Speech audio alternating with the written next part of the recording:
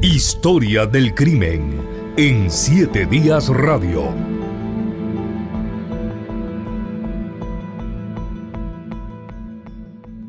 El 18 de noviembre de 1978, más de 900 personas fueron encontradas sin vida en un campamento en una zona montañosa en Guyana. En ese momento empezó una investigación que todavía no se ha esclarecido del todo, pero se apunta a que se trató del suicidio colectivo más grande de la historia. Hoy vamos a hablar de la masacre de Guyana, aquí en Historias del Crimen. Es la primera vez que en este espacio vamos a tocar un tema internacional, pero creo que el caso lo amerita. Y vamos a presentar de inmediato a mis dos invitados en este espacio. Primero, María Jesús Prada, conocida por todos ustedes por ser parte del equipo de 7 días y de 7 días radio. La han escuchado en algunas oportunidades aquí moderando las entrevistas y las conversaciones. Hoy va a ser parte del equipo que va a estar hablando acerca de este caso porque ella hizo un reportaje para Archivo 7D a finales del año pasado precisamente acerca de este tema que usted puede encontrar en la web bajo el nombre Apocalipsis en la Jungla. María Jesús, muchas gracias por estar acá. Gracias, Rodolfo, por invitarme. Un saludo a todas las personas que nos escuchan. Y como bien decía usted, el año pasado se cumplieron 40 años desde que sucedió esta masacre. Muchas personas, en realidad existe una gran controversia respecto al nombre que se puede utilizar, si es un suicidio, si es una masacre. Basado en la información que yo pude conocer haciendo este reportaje en la elaboración, yo me inclinaría más a decir que fue una masacre más que un suicidio, y a lo largo de este programa les vamos a explicar por qué. Exactamente, por eso yo planteaba al inicio que existe todavía la duda por parte de algunos si realmente se puede considerar un suicidio lo que ocurrió en esa oportunidad, pero ya vamos a hablar largo y tendido del tema. Don Rodrigo Campos, sociólogo de la UNED, que también estuvo presente en el reportaje que hizo María Jesús, que conoce el tema y que nos va a ayudar a interpretar desde la ciencia los hechos que vamos a estar narrando esta mañana aquí en 7 días radio. Don Rodrigo, ¿qué tal? Hola, ¿qué tal? Buenos días, muchísimas gracias por la invitación, como siempre un gusto estar acá.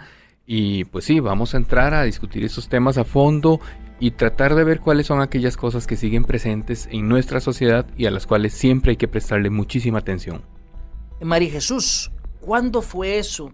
¿Cuál es el contexto? ¿Qué es lo que estaba pasando en el mundo para ese entonces? Estamos hablando que este grupo que vamos a llamar secta y que más adelante, en el transcurso del programa, vamos a diferenciar entre secta e iglesia. ¿Cómo surge? ¿Cómo se empieza a dar los primeros momentos de esta historia? Bueno, recordemos el contexto, el periodo en nuestra historia que sucedió esto. Fue a finales de los años 60 que empieza Jim Jones a predicar. Él inicia como pastor en Indianápolis, y recordemos que este es un momento donde se está dando la lucha por los derechos de las personas negras en Estados Unidos, donde existe aún mucha discriminación y donde estas comunidades de personas, que sí eran comunidades importantes en ese país, eran muy vulnerables al racismo y estaban buscando una palabra de aliento que la fueron a encontrar precisamente en Jim Jones. Siempre que tenemos este tipo de grandes poblaciones excluidas de la sociedad por alguna razón, cualquiera que ésta sea, religiosa, racial, étnica, económica, como es muy frecuente ahora, vamos a tener a grandes números de personas dispuestos y dispuestas a adherirse a cualquier ideología extremista. En este caso, pues es una de corte religioso. Sin embargo, existen otros grupos extremistas con propuestas muy variadas que están muy dispuestos a alcanzar a estas personas que se sienten fuera de una sociedad justamente porque no tienen acceso a todos los beneficios que esta sociedad ofrece. En ese entonces, en Estados Unidos, la población negra pues tenía muchísimas dificultades para acceder al trabajo, a la salud, a la educación y demás. Siempre que una sociedad presenta esta desintegración social, ese es el término con el que se le conoce, vamos a encontrar gente dispuesta a poner su fe en cualquier persona con algún liderazgo carismático, como era el de Jim Jones, que además era hijo de pastores protestantes, y entonces crece conociendo cuál es, digamos, la forma de atraer gente, de captarla, de mantener la atención. Que también tenía mucha credibilidad en su comunidad. Donde él inicia en Indianápolis, él forma parte del Consejo de Derechos Humanos de esa ciudad. Las personas lo veían a él como un líder, un activista en la lucha por los derechos humanos de las personas negras. Entonces, esto también le agrega mucha credibilidad a él y a su trabajo, que ya después, cuando empieza como pastor, inicia en realidad enfocándose en la Biblia, en pasajes de la Biblia, con lecciones de la Biblia y demás, pero conforme van pasando los años, él va transformando esa retórica hacia algo más egocéntrico. Él ya se dice que a finales de los años 60, principios de los 70, ya él dice que a él Dios lo eligió para dar la palabra, que él era un profeta, que él era un enviado de Dios. Y yo creo que aquí es donde empezamos a ver ya los primeros síntomas de que él tiene, pues obviamente, una condición psicológica que lo lleva a sentir que él tiene capacidades más allá de lo que se espera de un ser humano normal. Están diciendo ustedes dos elementos muy importantes para ir paso a paso. Primero, una persona muy hábil en la forma en comunicarse, posiblemente manipulador, con algún tipo de sociopatía, estoy seguro que sí, y también una población vulnerable que es, digamos, atraída fácilmente a partir del discurso de esta persona tan hábil para comunicarse. Justamente, más bien podríamos hablar de una psicopatía. La diferencia tiene que ver más con si se trae o si se hace entre la psicopatía y la sociopatía. En el caso de Jim Jones, fue una persona que desde la infancia en la escuela ya demostraba capacidades por sobre el promedio. Sin embargo, no todas las escuelas tienen las posibilidades de alentar y encauzar bien a estas personas que están por sobre el promedio para dar un máximo provecho de sus habilidades. Ellos entonces crecen con el asunto de saberse por encima del promedio, pero que no hay, por así decirlo, un espacio en la sociedad para eso. Ocurre en la primera infancia, eso marca mucho el desarrollo de un ser humano. ¿Qué es lo que hacen? Tienden a crear su propio espacio con sus propias reglas y a reinterpretar el mundo de otras formas y a manipular. Entonces esta desadaptación empiezan a interpretarla desde su propia perspectiva y en este caso pues con un desenlace fatal.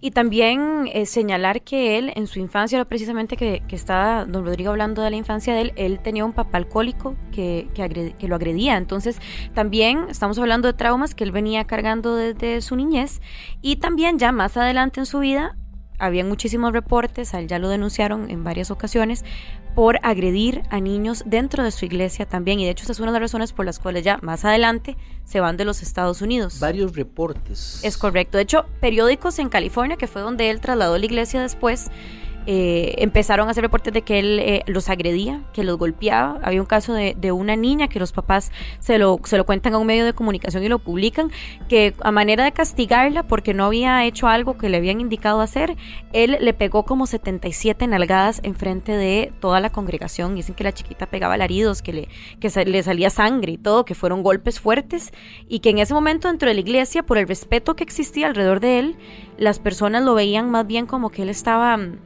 tratando de enseñarla, tratando de educarla y hacerlo como lo hace un padre, pero eran obviamente conductas sumamente peligrosas y agresivas que no eran del todo normales. Además, lo respetaban mucho porque él tenía una familia que en ese momento en Estados Unidos llamaban las familias arcoíris. Él y su esposa habían adoptado varios niños, uno que era asiático, otro que habían dos que eran negros, y además tenían sus hijos propios. Entonces era una familia muy diversa, y eso le permitía a él decir, bueno, yo aquí no estoy siendo racista, tampoco estoy siendo abusando de mi poder, yo estoy aquí igual de involucrado con la causa que ustedes. Y al crear ese sentido de pertenencia a una manera de pensar o a una ideología, yo creo que eso también le permitió a él amarrar más cerca a las personas y llevarlos a hacer las cosas que eventualmente hicieron.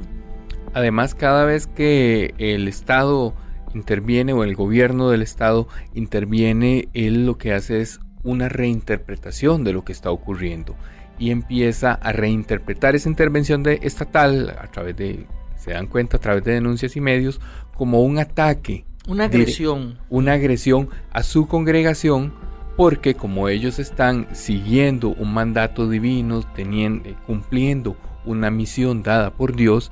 Entonces se le atribuyen hasta el maligno si es necesario parte de la agresión. Le dan una explicación mítica al asunto y de esa manera le dan vuelta al asunto, le dan vuelta a las ideas, y lo que en otro momento sería una posibilidad de ayuda y de auxilio se convierte más bien en una agresión para ellos, que les lleva finalmente a tomar la decisión de trasladarse. Y bueno, antes de concluir con ese tema, el alcalde iba al templo que él tenía. Él era amigo de Nancy Reagan y de Ronald Reagan.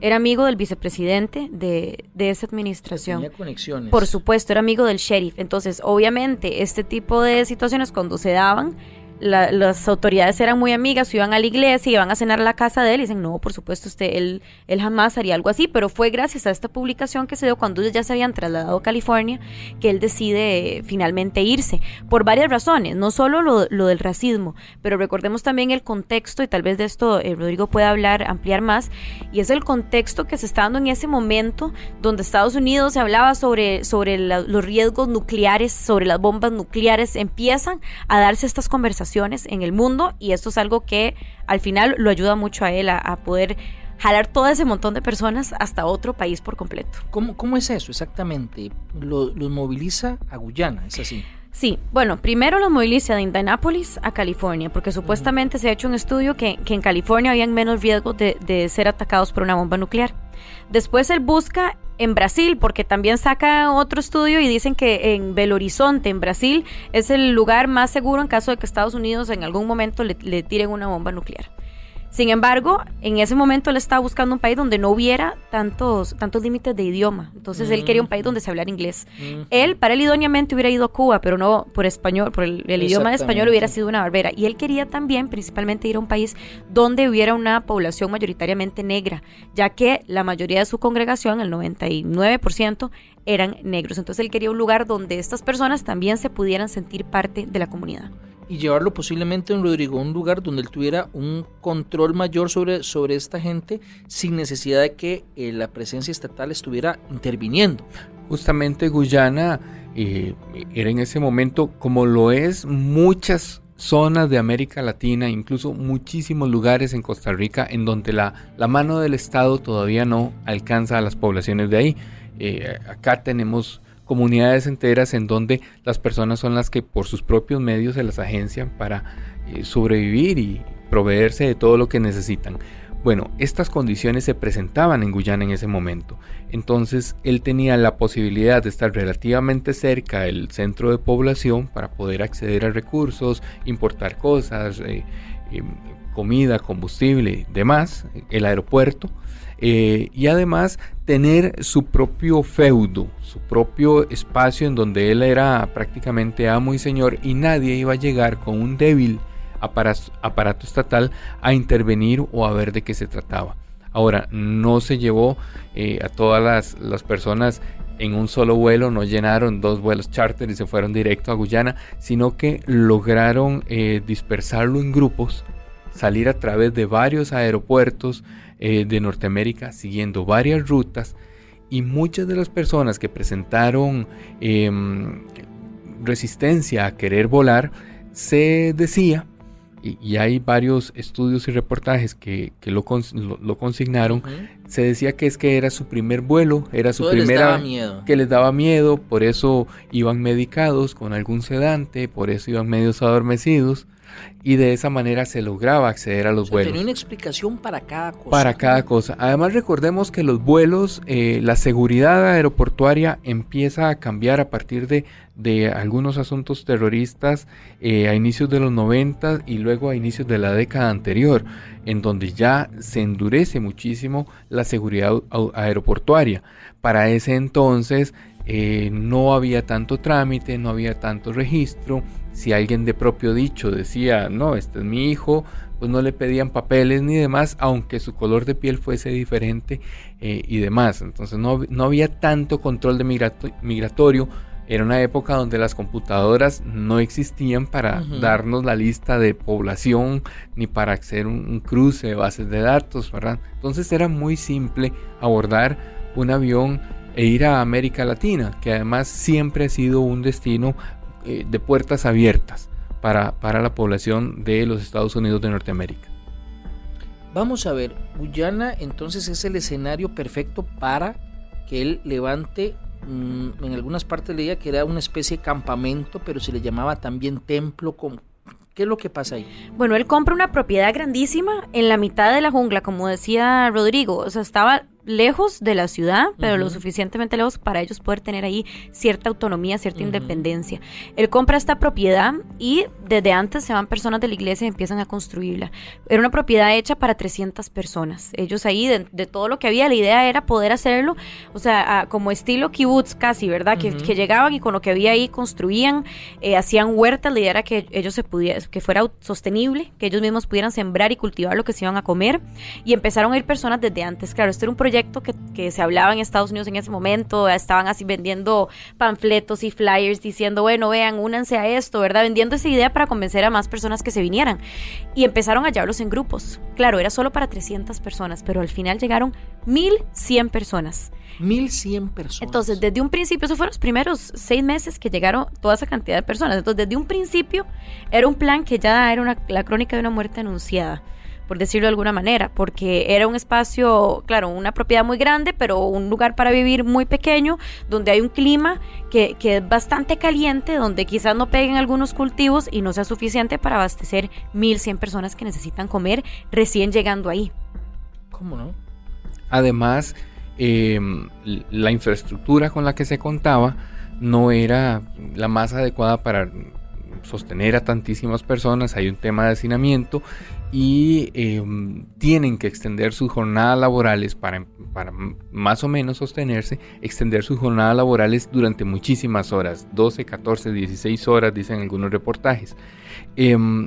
Esto hace que la gente, dentro de este calor muy intenso, usted, claro, la humedad del trópico, las jornadas laborales sumamente extensas y la escasez de algunos nutrientes, pues van a tener ciertas deficiencias alimentarias y empiezan entonces los problemas, tanto de comportamiento en algunos casos, como de desgano, de depresión en otros, porque la mayoría de población con esas jornadas laborales, en esas condiciones, y con comida que era a veces solamente, la mayoría del tiempo, arroz y lechuga. O sea, eso es todo lo que comían. Entonces tienen muy pocos nutrientes para poder de alguna manera sobreponerse al asunto.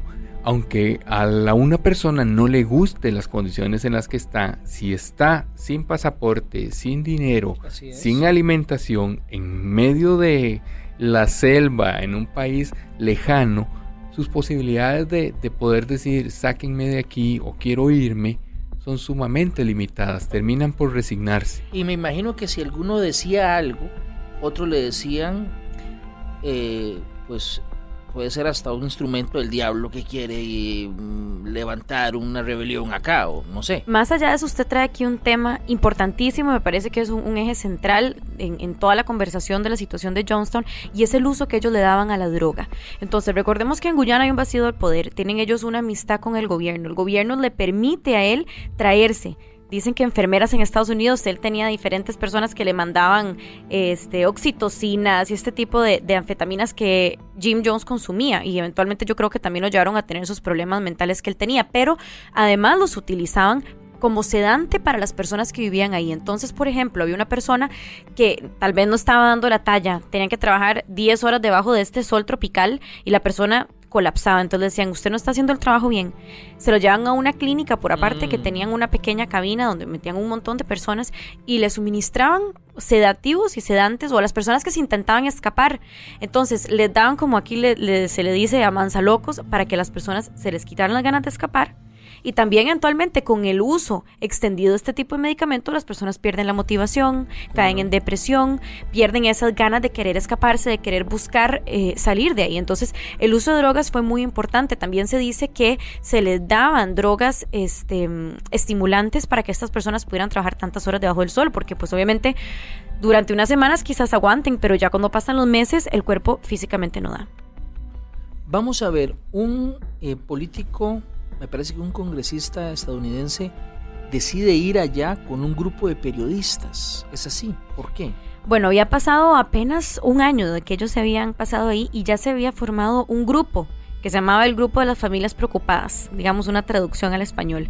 Y ellos estaban pues obviamente en Estados Unidos, no sabían nada de sus familias, lo poco que sabían, algunos que iban a visitar, pues regresaban muy preocupados porque incluso se daban cuenta que los niños, cuando se iban allá a Guyana, pasaban a pertenecerle, la paternidad recaía sobre la iglesia. Entonces ya los hijos no eran de sus padres. De hecho, cuando muchos se querían ir, cuando llegó este congresista, tuvieron que firmar un acuerdo diciendo, bueno, ya mis hijos no son potestad mía, son de la iglesia, entonces yo me voy, pero mis hijos se quedan. Entonces, muchos familiares que iban allá a visitar notaban este tipo de dinámicas, obviamente les preocupaba las condiciones en las que ellos vivían también, y pues por esta razón que van donde el congresista Leo Ryan y le dicen que es un grupo grande de personas que tienen a seres queridos en Guyana, que no saben nada de ellos, que están preocupados, y por mucha presión de estos seres queridos es que él decide ir con un equipo de NBC a grabar y ver qué es lo que está sucediendo. Y esto sucede poco más de un año después de que ellos ya se hayan mudado ahí. O sea, la situación fue empeorando de manera muy rápida. Y esto que aún no hemos conversado de los diferentes rituales que ellos tenían y que hacían en las noches estando ahí. Justamente esto es como una especie de control político, mucho de lo que todavía en Costa Rica hacemos cuando alguna persona, algún congresista solicita información a una institución pública o a un banco, ese tipo de cosas. Bueno, pues en aquel momento el congresista va con la prensa a constatar cuáles son las condiciones de las personas que viven allá, y hubo toda una serie de preparativos para poder recibirlos y, por así decirlo, tener la casa muy ordenada. Montar un show. Para cuando llegaran a verlos. Justamente. Mandaron a traer comida de la capital para que pareciera que estaban bien alimentados. Ensayaron, de hecho, días antes el congresista llegó un martes y al principio le dijeron que no podía ir. Logró por fin convencerlos y los deja después de que él se reunió con las oficinas que tenían ellos en la capital de Guyana para poder ir el sábado. Pero desde el jueves ya estaban ellos ensayando qué era lo que tenían que responder. De hecho, hay grabaciones que se tienen, que el FBI ya desclasificó, y gracias a esas grabaciones es que hoy se tiene todo un archivo de información donde Jim Jones llegaba y hacían una fila y decía, ok, ¿usted qué va a decir? Entonces decía, bueno, aquí me siento muy feliz, estoy en el paraíso. Entonces él decía, bueno, ¿y le están dando suficiente comida? Está trabajando demasiado. Incluso para ese tipo de preguntas ellos ensayaban qué es lo que iban a responder. O sea, como un abogado que prepara o entrena a sus testigos para un juicio. Básicamente, entonces cuando llega Leo Ryan ese sábado, hacen todo un evento, toda una fiesta, ponen música, mandan a traer la comida que ellos no habían comido en meses, y todos tenían que actuar que era algo que veían todos los días, ¿verdad? Todo el pollo y el pavo y todos los animales que habían mandado a traer del centro. Y además decían esas preguntas. Sin embargo, los periodistas y el congresista en ese momento al principio les pareció muy bonito, pero ya después de unas horas empezaron a tener sus sospechas. Empezaron a notar que las respuestas eran las mismas. Llegó una persona, y esto fue un punto clave para todo el desenlace, y fue una persona que se había aventurado a entregarle una nota a Leo Ryan con varios nombres de personas pidiendo ayuda. Y fue gracias a esa nota que el congresista se dio cuenta que algo estaba mal ahí y que ellos tenían que actuar de inmediato, porque las personas estaban, pues obviamente, bajo una situación donde no podían decir nada porque temían sus vidas. Vamos a ver. Usted dijo, María Jesús, antes de pasar a lo que ocurre con el congresista, que también pasaban unos rituales en la noche. Uh-huh. ¿Qué exactamente es lo que ocurría? Ellos les denominan las famosas noches blancas. Como decíamos ahora, Jim Jones fue creciendo en esta paranoia que él tenía, que se fue obviamente acrecentando con el uso que él tenía de drogas. Y esta paranoia que él desarrolla, él les empieza a decir a los feligreses estando ya en Guyana que están haciendo campos de concentración de personas negras en Estados Unidos, que hay una bomba nuclear que acaba de explotar sobre México, que hay un montón de cosas sucediendo en el mundo y que ellos se tenían que preparar porque los podían atacar a ellos, y que él tenía información de la CIA de que los iban a atacar, y que por eso tenían que empezar a hacer como prácticas para poder asegurarse que estuvieran preparados. Entonces lo que él les propone es que los van a venir a atacar, y que ellos lo que tienen que hacer es que ellos no pueden cederle eso a ellos, que ellos lo que tienen que hacer es suicidarse. De esa manera no le están concediendo nada al enemigo, no les daba chance de escaparse a ningún lugar, y a los que sí, él decía que se iban a escapar a la Unión Soviética en ese momento. Entonces empiezan a hacer estos simulacros, las ponían sirenas y las sirenas sonaban en la mitad de la noche y todo el mundo tenía que ir, y él llegaba y los endoctrinaba, les decía todo lo que estaba pasando en el mundo, les generaba este sentido de temor y les decía, bueno, esta es la única alternativa que tenemos que asesinarnos los unos a los otros, suicidarnos los que podemos, y lo vamos a hacer por medio del cianuro. Entonces ya le empieza a introducir esta idea. Entonces imagínense lo que esto le hace a las personas por inconscientemente, supuesto, que tantas noches les estuvieran reforzando esta idea de que iban a tener que hacerlo. Ya ellos estaban, por decirlo de alguna manera, preparados mentalmente. Si tenemos toda esta dinámica social de las noches blancas, más todas las condiciones que ya mencionamos que limitan la posibilidad de escaparse, además de que el suicidio aparece como una salida en donde además tenemos todo un background, todo un bagaje religioso que dice, bueno, Dios te va a recibir, este es el camino para alcanzar la verdadera gloria, a partir de ahí casi cualquier cosa puede ocurrir. Por eso es que como entre un pequeño grupo de personas logran hacer que 918 personas terminen suicidándose de manera colectiva. Uno, en condiciones normales uno diría, puña, es muy difícil que tanta gente tome esa decisión, pero si agregamos todos estos elementos y tratamos de ponernos en los zapatos de cualquier persona que haya estado en ese momento, vamos a encontrarnos con que todas las condiciones fueron encauzando a que el suicidio era la única salida. Recordemos además que es una época en la que no tenemos a disponibilidad un celular para ver noticias de qué está ocurriendo en el resto del mundo. No hay comunicación con el resto del mundo. El mundo lo percibían a partir de lo que ellos... De lo que él les decía. De lo que él les decía. Y era un mundo también polarizado en términos políticos, sumamente violento en términos bélicos. Para esa época muchos manejaban un escenario de fin del mundo con un apocalipsis nuclear inminente que si no había empezado a ocurrir estaba ya por ocurrir, y entonces aquí no hay otra salida. En esas condiciones pues obviamente el resultado fue así de catastrófico como ocurrió, y no iba a existir toda la resistencia que uno pensaría en estos momentos. El congresista se prepara para ir y algo ocurre en el aeropuerto.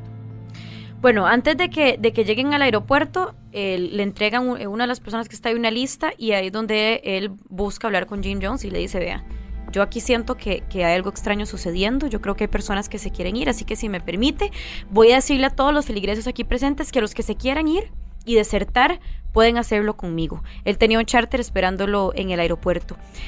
Un grupo de personas... como tal vez una docena o poco 14, más, creo. 14 personas deciden hacerlo, los demás están atemorizados.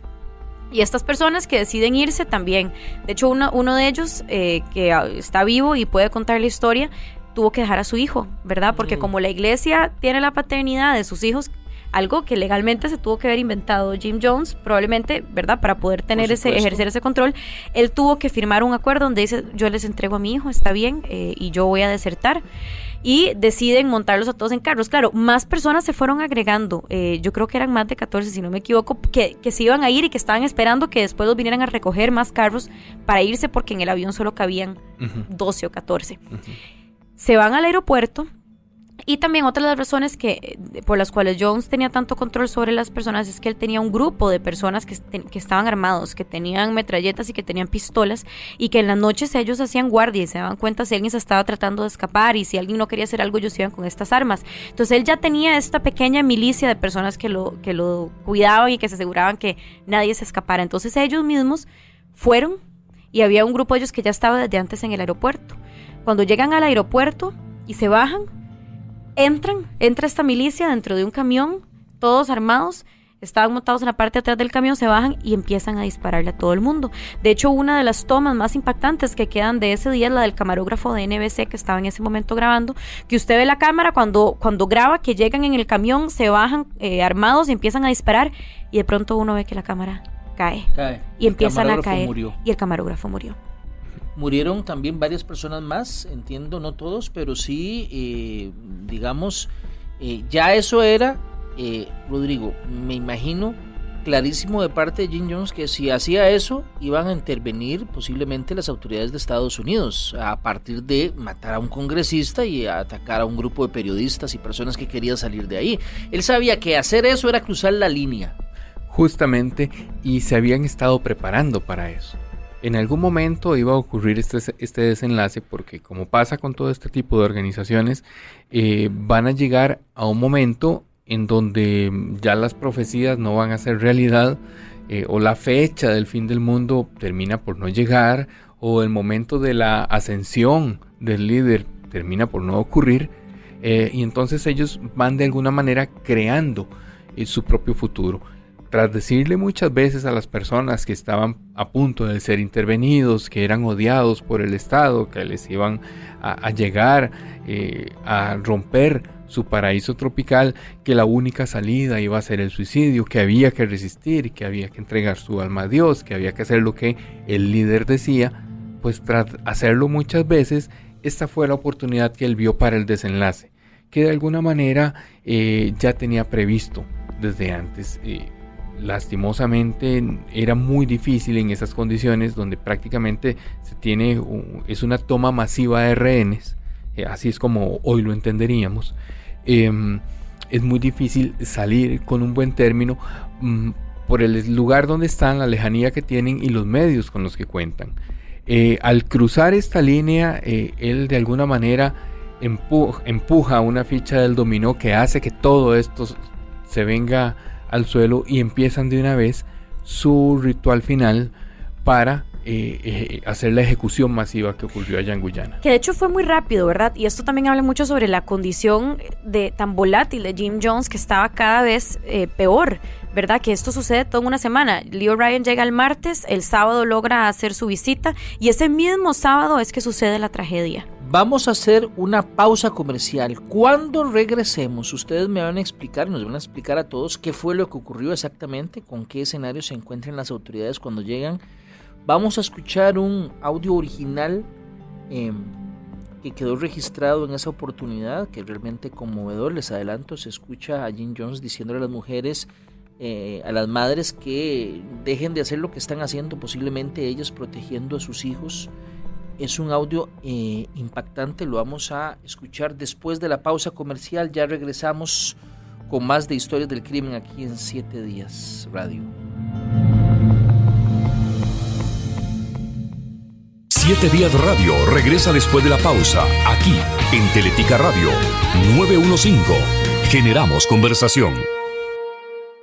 Los seguros colectivos de vida y salud que ofrece BMI protegen lo mejor de su empresa, el capital humano. Desde cobertura de gastos médicos por maternidad hasta pólizas de vida por incapacidad total y permanente. Los colectivos BMI están diseñados para brindar tranquilidad al talento de su organización. Asesórese con nosotros. Comuníquese al 22 28 60 69. segurosbmicr.com. BMI presenta en 7 Días Radio, Hablemos de Seguros. Sentirse protegido genera bienestar. Con los seguros de vida colectivos de BMI, los colaboradores de su empresa trabajarán con la tranquilidad que merecen. Todos lo sabemos y conocemos casos. La vida es frágil y puede cambiar de un momento a otro. Un seguro de vida permite proteger a las personas que están a su cargo. El seguro les dará estabilidad financiera y calidad de vida.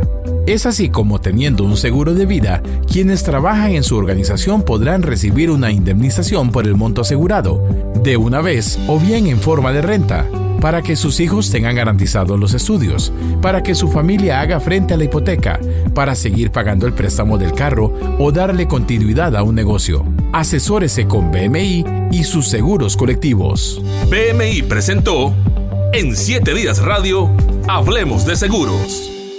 En este momento se nos reporta un choque en La Uruca y le recordamos, vaya a Riteve. En 200 metros, gire a la derecha y recuerde, vaya a Riteve. Papito, acuérdese, vaya a Riteve. Que no tengan que estárselo recordando. Haga su revisión técnica a tiempo. Recuerde que es requisito para el marchamo. Además, ¿para qué exponerse a multas en carretera y aún peor poner en riesgo su vida y la de sus seres queridos? Hoy es un buen día para hacer la revisión. Saque su cita en rtv.co.cr o al 905-788-0000. Estas elecciones impactan todo lo que usted tiene cerca. La limpieza del parque que usted tiene cerca, las calles que usted tiene cerca, la seguridad de quienes usted tiene cerca. Por eso, estas elecciones se viven de cerca. Cerca participando con sus vecinos. Cerca conociendo a los candidatos y sus programas. Cerca comprometiéndose con su comunidad y sus necesidades. Cerca eligiendo a su gobierno local. Mi voto, mi cantón. Elecciones Municipales 2020. Un mensaje del Tribunal Supremo de Elecciones.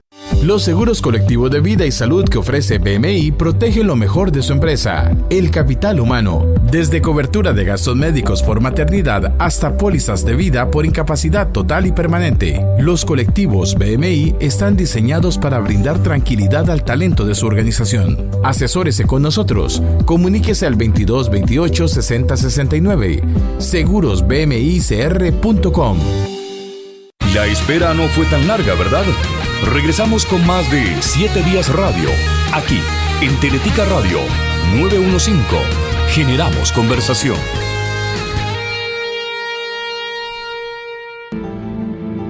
Muchas gracias por continuar con nosotros aquí en 7 Días Radio. Estamos repasando en nuestra sección Historias del Crimen, lo que ocurrió en Guyana en 1978. Me acompaña la periodista de 7 Días y de 7 Días Radio, María Jesús Prada, y el sociólogo Rodrigo Campos. Antes de ir a la pausa comercial, decíamos que al regresar íbamos a explicar qué fue lo que pasó exactamente después de que atacó al congresista y sus acompañantes en el aeropuerto. ¿Qué es lo que se dice que ocurrió después en el campamento? En ese momento ellos avisan al campamento lo que sucedió. Jim Jones estaba en su oficina y es en ese instante que él llama y dice: vamos a hacer una noche blanca, los simulacros que ellos habían estado haciendo, esta vez es en serio. Los llama a todos como a una plaza central que tenían ellos, donde siempre se reunían, donde él siempre predicaba, por así decirlo, y todas las personas llegan, y ahí es donde él les dice lo que está a punto de suceder. Justamente empiezan a preparar todo el cianuro en medio de refrescos, y es así como hacen que la gente los vaya bebiendo. Algunas personas se han dedicado a estudiar a través de las fotografías cómo están distribuidos los cuerpos y a suponer a partir de esas evidencias o de esos indicios cómo fueron ocurriendo las cosas. Y tenemos de todo. Debió ser un momento sumamente tenso para muchas personas. Habían baldes grandes, ¿verdad? De las imágenes que se tienen, eran baldes muy grandes donde mezclaban un ponche de frutas en realidad era un cóctel de cosas. Les ponían sedantes de los que él consumía, que por medio del gobierno de Guyana había podido traer dentro del campamento, cianuro también, y lo hacían con pastillas. Habían unos que estaban en líquido y tenían ellos incluso hasta jeringas que luego utilizaron con las personas que no querían consumirlo, porque ellos lo estaban dando en vasos. Entonces eran filas de personas que tenían que tomarse el contenido del vaso, y los que habían rechazado hacer eso, ya después, cuando encontraron los cuerpos, encontraron varios cuerpos que tenían las jeringas clavadas en los cuellos, que eso pues significa obviamente que la persona no había querido hacerlo, y de la única forma era que los agarraban entre varias personas y así les inyectaban el cianuro. Yo me imagino, y pues es parte de la dinámica que posiblemente se daba, como eran tantos, los primeros que empezaron a beber, posiblemente voluntariamente, empezaron a dar los síntomas, y quienes todavía estaban viendo dijeron: no, esto es horrible. Entonces posiblemente empezaron a negarse también. Claro. Hubo una dinámica de alguien que así aceptaba y otros decían: no, yo en esto no me voy a meter, y menos a mis hijos o a mi familia. Con ese cóctel la intoxicación es bastante rápida, y primero hay un estado de inconsciencia y luego ocurren ya el cese de todas las funciones vitales. Entonces no vamos a tener una agonía de minutos con convulsiones, que es lo que uno podría suponer sumamente traumático.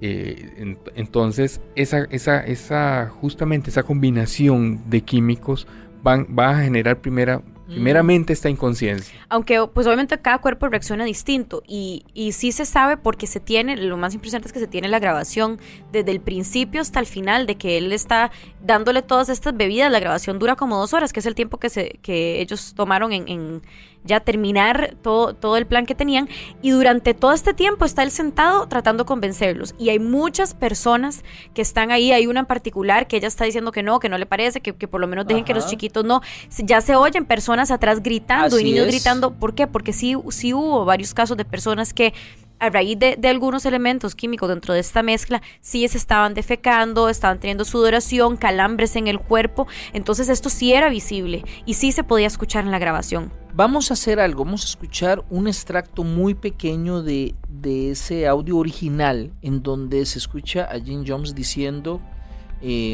a las madres que no hagan eso, que no interfieran, ¿verdad? Escuchemos ese extracto, y se escucha también la gente, niños sobre todo, llorando digamos en segundo plano en el audio. Escuchemos parte de un extracto muy pequeño. Mother, please. Mother, please, don't do this. Lay down your life with your child, but don't do this.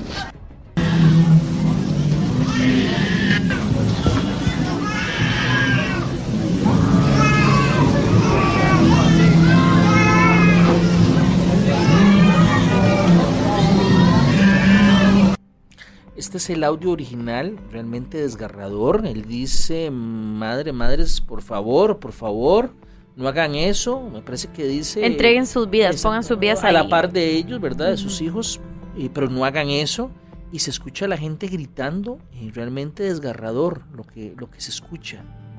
Es impactante porque es donde uno va entendiendo que no fue en realidad un suicidio, ¿verdad? Muchas personas, la mayoría, fueron obligadas a hacerlo. Escuchamos a los niños en el fondo llorando, muy probablemente porque ya están empezando a sentir algunos de esos síntomas. Y de hecho, cuando encuentran los cuerpos, encontraron a madres y a padres con sus niños. Y aquí pues tengo las cifras de cuántos niños murieron. Claro. Y en realidad son impactantes. Por ejemplo, niños de 4 años murieron 17. Niños de 9 años murieron 16. Niños de 13 años eran 19 que murieron. Niños de 15 años murieron 23.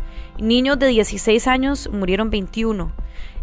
Muchachos de 17 años murieron 24. Niños que ni siquiera habían cumplido 1 año, que tenían meses de vida, eran 13 que encontraron los cuerpos que habían muerto. Niños de 1 año murieron 11. Niños de 2 años, 12. Un total de 303 menores de edad que fallecieron a lo largo de todo este evento y que podemos escuchar en esos videos, y eso es lo que hace que sea tan desgarrador escuchar esos audios que el FBI desclasificó. En el reportaje que usted hizo para nuestra versión de televisión, María Jesús, también usted entrevistó a Cintia Granados, ¿verdad? La doctora, y ella explicaba exactamente cuál es el modo de operar del cianuro. Escuchemos un extracto que tenemos también de ese reportaje, en donde ella detalla un poco y lo considera como una muerte que realmente es dolorosa. Escuchemos. El efecto que da el cianuro en sus diferentes variaciones que tiene, el efecto nocivo y letal, es que genera una poca oxigenación a nivel de la célula. Vamos a tener parálisis respiratorias, convulsiones, podemos tener dilataciones de pupila, la piel se va a poner fría, sudorosa, vamos a tener alteraciones en la frecuencia respiratoria y cardíaca. Lo más seguro fue una muerte dolorosa.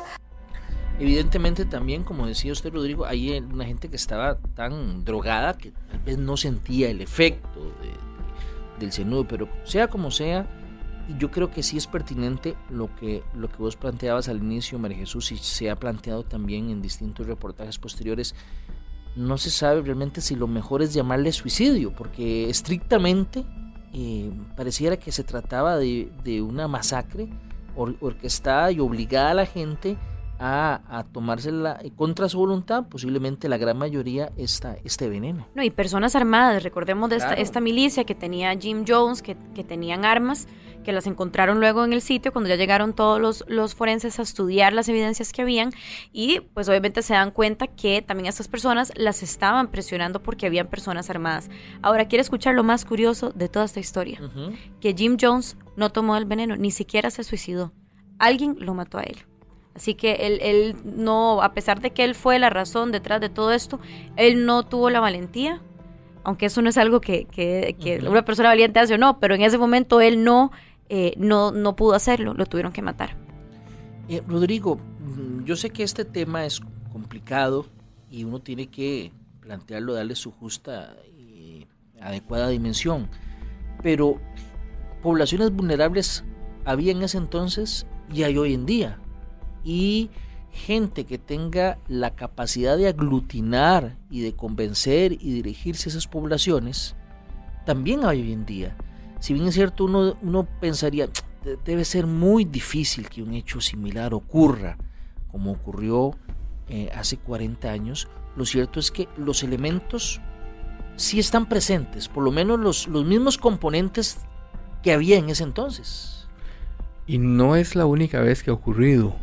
Ocurrió en Guyana, ocurrió en Waco, Texas, con los davidianos, ocurrió con la secta de los hijos del sol naciente, etcétera. Siguen ocurriendo este tipo de eventos y siguen existiendo personas excluidas de la sociedad y siguen existiendo líderes carismáticos, y a veces con mucha más frecuencia de lo que uno esperaría, porque fácilmente cualquiera de quienes nos escuchan podría en estos momentos hacer en su mente una lista rápida de líderes carismáticos que tenemos acá en Costa Rica. Hay varias personas con capacidad de atraer muchísima gente y que pueden representar algún llamado divino y de esa forma exigir a la gente o pedir a la gente que hagan casi cualquier cosa.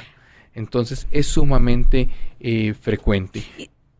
También sí, un breve paréntesis de lo que usted está diciendo. Es importante esto que dice Rodrigo, que les exigen cosas, ¿verdad? Es entender que ya cuando llega al nivel que este líder carismático les exige cosas de distintos ámbitos de su vida, no solo del religioso, también les exige que a nivel político compartan cierta ideología, que a nivel de estilo de vida vivan de una cierta manera, que a nivel de lo que hacen con sus hijos y la forma en la que los educan, lo hagan de una cierta manera, pero a niveles más radicales, obviamente, de lo que se ve dentro de una congregación, por ejemplo, que sea normal. Cuando ya se les exige unir todos los elementos y todas las facetas de su vida bajo lo que ellos les estén diciendo, ahí es donde empieza a ser peligroso. Sí, y el problema también, y yo comprendo, tal vez alguna gente está diciendo que estamos satanizando los grupos religiosos, en absoluto. Evidentemente, hay que hacer una distinción, y ya casi vamos a escuchar a un sociólogo de la religión que también habla de la diferencia entre secta y la iglesia. Pero yo creo que parte de las claves para identificar cuando hay una amenaza, ustedes las han estado mencionando hace un rato, desde que empezamos el programa. Por ejemplo, cuando ya se da una separación de el grupo y la sociedad empieza a verse como un enemigo, ¿verdad? Es una señal de alerta. Cuando alguien dice, no, es que la sociedad nos está amenazando terriblemente, esa es una señal de alerta. Evidentemente, cuando, como vos decís, María Jesús, el líder religioso o el líder que sea empieza a decir, esto es lo que hay que hacer, y hay caramba, uno dice, pero será cierto, porque esto va atentando contra la salud que siempre se ha dicho, estas prácticas no son, digamos, no, es que esto es lo que tienen que hacer. Ese tipo de pensamiento es característico de estos grupos que pueden considerarse una amenaza. Claro, que se da también dentro de un gran aislamiento, ¿verdad? Donde les dices, no, usted no necesita, en el caso de Johnston, él les decía, ustedes no necesitan un hospital, aquí nosotros tenemos cómo curarlos, o ustedes no necesitan ir y conseguir un abogado, aquí nosotros tenemos cómo hacerlo, donde las personas ya ni siquiera pueden tener acceso a los servicios básicos que ofrece el Estado en cualquier país, donde les exigen que toda su vida esté concentrada en un solo lugar. Y es que hay grupos religiosos que más bien hacen todo lo contrario, se incorporan a la sociedad y terminan ayudando en hospitales, o sea, se involucran con la sociedad y se convierten en un actor de cambio positivo. Claro. Pero esos grupos más bien, los negativos a los que me refiero, y que es el caso típico, se alejan, se aíslan, se van lejos y hasta otro país como en este caso, ¿verdad? Tenemos muchos ejemplos de instituciones totalitarias. La escuela, por ejemplo, es una. Y eso no significa que sea una mala institución. En la escuela usted se debe vestir de cierta forma, debe llegar a cierta hora, tiene que realizar las cosas de cierta forma, caminar en fila y demás. Eso nos coloca dentro de lo que el colectivo social indica como las pautas de comportamiento compartidas. Muchas de estas organizaciones extremistas empiezan con este tipo de pautas más pequeñas. De hecho, toda dominación empieza con la exigencia de pequeñas pautas. Algo tan simple como saludar al llegar y despedirse al ir. Luego empiezan a subir el volumen, a aumentar la intensidad y a pedir cada vez más y cada vez más y cada vez más, hasta que terminan siendo la única ideología posible. Y enfrentarlo no solamente es enfrentar el modo de vida. Y todo el que piensa distinto es enemigo o enviado de Satán o no se representa totalmente una amenaza. Justamente, y como el ser humano es un ser social, no existen seres humanos fuera de alguna sociedad, vamos a, por naturaleza, a tender a querer cumplir esas pautas que se nos están exigiendo para calzar en el grupo. Máxime cuando estamos en etapas jóvenes de la vida y vemos que los adolescentes normalmente hacen eso a diario. Vamos a escuchar muy rápidamente un extracto de la conversación que tuvo María Jesús con Eric Solera, que es un sociólogo de religión, y después les voy a dar 45 segundos a modo de conclusión. Escuchemos lo que él señala como la diferencia entre secta y la iglesia. La distinción más clásica que se hace en la sociología de la religión es entre iglesia y secta. La iglesia es una estructura mucho más heterogénea, más institucionalizada, con procedimientos y rutinas que no están tan personalizados, que no apelan solo al carisma o la habilidad de un líder, sino que ya responden a patrones de organización, a ciertos reglamentos, a ciertas normativas. Muy interesante, y él recalca el tema de la figura del líder dentro del grupo y el rol que juega, y cuando ya es una figura que más bien todo se centra alrededor de él, ¿verdad? Es donde también hay que verlo con mucho cuidado. Les doy 45 segundos a modo de conclusión, María Jesús. Creo que es importantísimo primero aclarar que obviamente esto no es algo que representa todas las religiones, desde luego que no, hay iglesias, hay templos donde personas se congregan y de verdad es algo que les edifica en sus vidas, que pueden ayudar a las comunidades que los rodean con ayuda voluntaria. Obviamente este es un caso que se tiene que analizar de diferentes maneras, primero porque Jones era un narcisista, un psicópata, ¿verdad? Con un problema de drogas que afectó mucho lo que él hacía con esas personas, y yo creo que lo más importante es recordar el impacto que esto tuvo en la comunidad negra en Estados Unidos. El día de hoy hay un cementerio donde tienen a muchos de estos cuerpos enterrados y muchas personas siguen yendo a conmemorar y recordar este momento donde una persona blanca agarró este momento de tanto sufrimiento para esta comunidad de personas negras y abusó de ellos dentro de este contexto. Yo creo que definitivamente no fue un suicidio, yo creo que fue una masacre y es algo que debemos recordar siempre con mucho respeto. Muy rápidamente. En el suicidio la persona tiene la opción de acabar con su vida o no. En Jonestown nadie tuvo esa opción. Fue una masacre. Y las condiciones que llevaron a esa masacre siguen existiendo no solamente en la sociedad norteamericana, sino también en la nuestra y en el mundo contemporáneo. Hay que seguir teniendo la mirada puesta en las alertas para no caer en este tipo de prácticas que generan tantísimos daños por tantas décadas. Muchas gracias a ambos, de verdad, gracias por acompañarnos y analizar este caso en Historias del Crimen, nuestra primera entrega de un caso internacional. Estoy seguro que vamos a tocar otros más adelante y espero también tenerlos más adelante por acá. Muchas gracias a ambos. Gracias, Rod. Gracias. A ustedes muchas gracias por acompañarnos. Si Dios lo permite, los esperamos pronto en una nueva emisión de 7 Días Radio. Hasta la próxima.